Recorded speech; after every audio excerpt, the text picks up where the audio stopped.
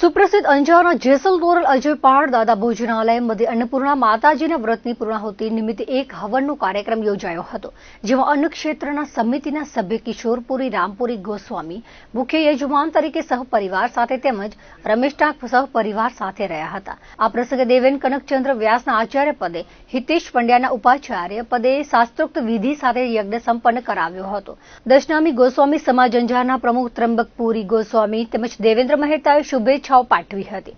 ઉલ્લેખનીય છે કે રામનવમીના શુભ દિવસથી શરૂ થયેલ અને છેલ્લા 3 વર્ષથી ભોજનાલય મધ્યે અવિરત પ્રસાદ ચાલુ છે, જેનો યાત્રાળુઓ મોટી સંખ્યામાં લાભ લેતા રહે છે. યાત્રિકો માટે આ પ્રસાદાલય આશીર્વાદ સમાન બની રહ્યું છે. કિશોરપુરી ગોસ્વામીએ જણાવ્યું હતું કે મા અન્નપૂર્ણાની કૃપાથી અન્ન ક્ષેત્રનો યજ્ઞ સફળતાથી ચાલી રહ્યો છે. માતાજીની કૃપા આ અન્ન ક્ષેત્ર ઉપર કાયમ રહે તે ભાવથી અમે છેલ્લા 3 વર્ષથી અન્નપૂર્ણા યજ્ઞ કરી રહી છીએ.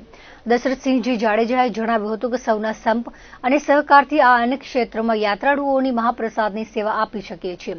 રમેશ ટાંકે જણાવ્યું હતું કે બહાર ગામથી આવતા યાત્રાળુઓ માટે આ અન્ન ક્ષેત્ર આશીર્વાદરૂપ બની ગયું છે. પ્રતાપ ઠક્કરે જણાવ્યું હતું કે દેશ વિદેશથી જેસલ તોરલની સમાધિ સહિત અંજારની યાત્રાએ આવતા યાત્રિકો ઉપરાંત પ્રવાસી આવતા શાળા મહાશાળાના વિદ્યાર્થીનીઓ મોટી સંખ્યામાં અન્ન ક્ષેત્રનો લાભ લે છે. યજ્ઞની આહુતિમાં યાત્રાળુઓ સર્વે સેવક ગણ અને ગામના અગ્રણીઓએ લાભ લીધો હતો.